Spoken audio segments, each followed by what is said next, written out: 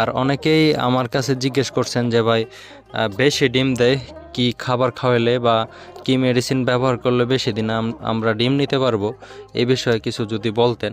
তো আমি চেষ্টা করব এই বিষয়ে একটা ভিডিও একদিন আপলোড করার জন্য। আর আজকে মূলত যে ডিমগুলো পারছিল ওইগুলো নিয়ে গেছি। কিছুক্ষণ আগে এই দুটা ডিম উঠাই গেছিলাম, দেখতে পারতেছেন।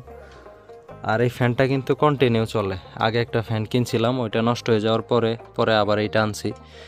তো এই হচ্ছে মুরগির কন্ডিশন। আলহামদুলিল্লাহ এখন পর্যন্ত ঠিকঠাক আছে।